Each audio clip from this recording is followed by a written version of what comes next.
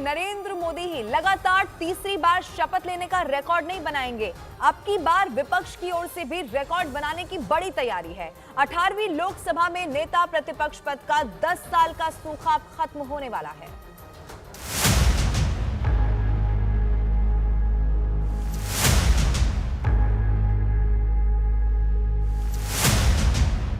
सोनिया गांधी, प्रियंका गांधी, मल्लिकार्जुन खड़गे, जयराम रमेश, केसी वेणुगोपाल, अजय माकन, रणदीप सुरजेवाला, अंबिका सोनी।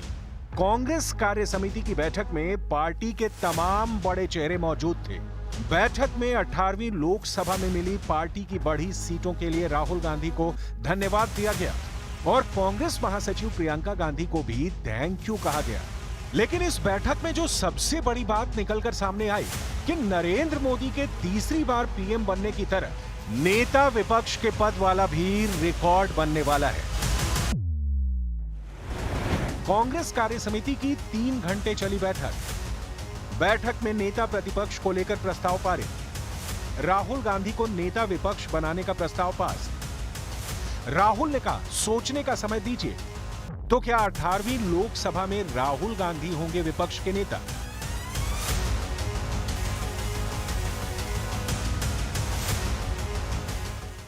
इस सवाल का जवाब कांग्रेस नेता केसी वेणुगोपाल से सुनिए। CWC unanimously requested Sri Rahul Gandhi ji to take the leader of the opposition position in Lok Sabha. All the participants unanimously put up their views on this issue. 2024 के लोकसभा चुनाव के लिहाज से कांग्रेस देश की दूसरी सबसे बड़ी पार्टी बन चुकी है। लोकसभा के आंकड़ों को देखें तो बीजेपी के 240 सदस्य हैं, जबकि कांग्रेस के 99। नियमों और परंपराओं के मुताबिक लोकसभा में सदस्यों की संख्या का 10% जिस पार्टी के पास होता है, उसे नेता विरोधी दल का तमगा मिल जाता है। कांग्रेस के पास अब उतने सदस्य हैं। कांग्रेस कार्य समिति की बैठक में राहुल गांधी को नेता विरोधी दल बनाए जाने का प्रस्ताव पास हो चुका है। अब सवाल यह है कि राहुल गांधी ये पद स्वीकार करते हैं या फिर इनकार करते हैं। सवाल फिर से वही कि क्या राहुल गांधी अब की बार संभालेंगे नेता विपक्ष का पद? कांग्रेस पार्टी की तो यही मंशा है कि राहुल गांधी को ही लोकसभा में नेता विपक्ष का पद संभालना चाहिए। लेकिन राहुल गांधी ने इस बारे में सोचने के लिए पार्टी से वक्त देने को कहा है। राहुल गांधी अगर इस पद को कबूल करते हैं तो इसके लिए सबसे पहले उन्हें सबसे बड़ा काम तो यह करना होगा कि रायबरेली और वायनाड लोकसभा सीट में से किसी एक को छोड़ना होगा। यह काम राहुल गांधी के लिए बहुत आसान नहीं है, क्योंकि 2019 लोकसभा चुनाव में जब अमेठी से स्मृति ईरानी ने राहुल गांधी को शिकस्त दी थी, तब वायनाड सीट में ही राहुल गांधी को जिताकर लाज बचाई थी। अब की बार राहुल गांधी फिर 2 सीटों से चुनाव लड़े हैं और दोनों से जीत कर आए हैं।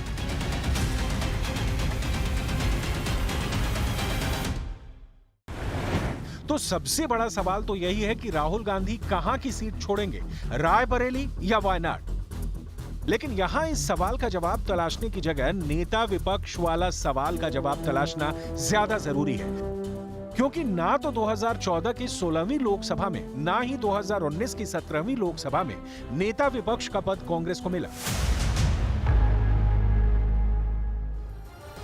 कांग्रेस वर्किंग कमेटी के नेता प्रतिपक्ष के तौर पर राहुल गांधी के नाम का प्रस्ताव पारित किया गया है। राहुल गांधी अगर ये जिम्मेदारी कबूल करते हैं तो संसद में मोदी बनाम राहुल की जबरदस्त टक्कर देखने को मिल सकती है।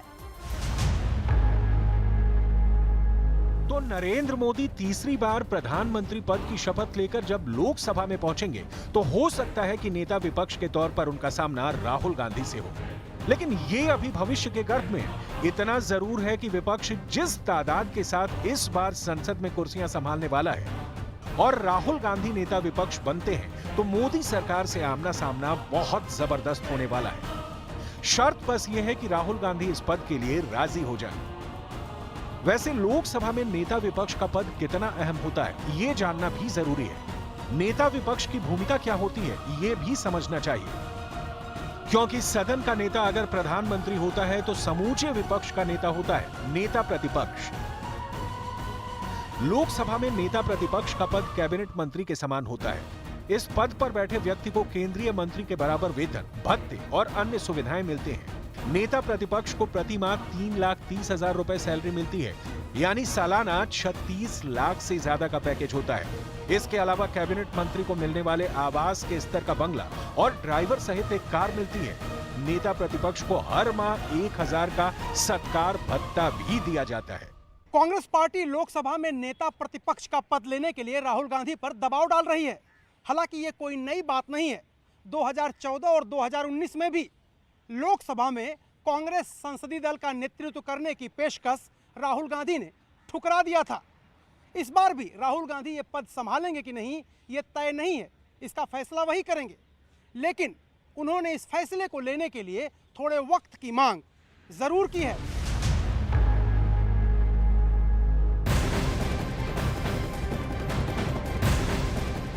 और आज की सबसे बड़ी खबर, आज नरेंद्र मोदी तीसरी बार लेंगे प्रधानमंत्री पद की शपथ। शपथ से पहले पीएम मोदी अब से कुछ देर के बाद राजघाट पहुंच जाने वाले हैं, जहां महात्मा गांधी को नमन किया जाएगा, जिसके बाद लगभग 7 बजे अटल समाधि और फिर वॉर मेमोरियल पहुंचकर शहीदों को देंगे श्रद्धांजलि।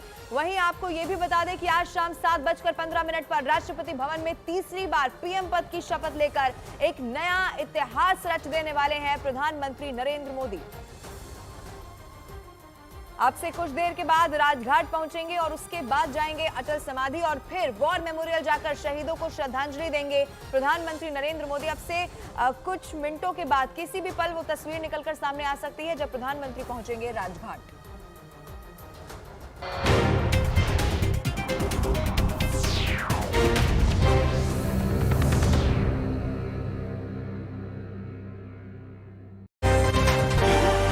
लेकिन मोदी की तीसरी सरकार में उनके साथ शपथ और कौन कौन लेगा, इसे सब जानना चाहते हैं। मोदी की नई सरकार कैसी होगी? मोदी की नई सरकार के चेहरे कौन कौन होंगे? क्या मोदी कैबिनेट जंबो होगी या फिर लिमिटेड? अब तक सूत्रों से जो पता चला है उसके मुताबिक तीसरी बार मोदी सरकार के जो संभावित मंत्रियों की सूची है वो दिग्गजों से लवरेज है। इसमें बीजेपी से संभावित मंत्रियों में दिग्गजों के नाम देखिए। Rajnath Singh, Amit Shah, Nitin Gadkari, doctor Mahesh Sharma, Radha Mohan Das Agarwal, SP Singh Baghel, Anurag Thakur, Piyush Goyal, Smriti Irani, Mansukh Mandaviya, Giriraj Singh, Nityanand Rai, Arjun Ram Meghwal, Gajendra Singh Shekhawat, Rajiv Pratap Rudy, VD Sharma, Shivraj Singh Chauhan, Jyotiraditya Scindia,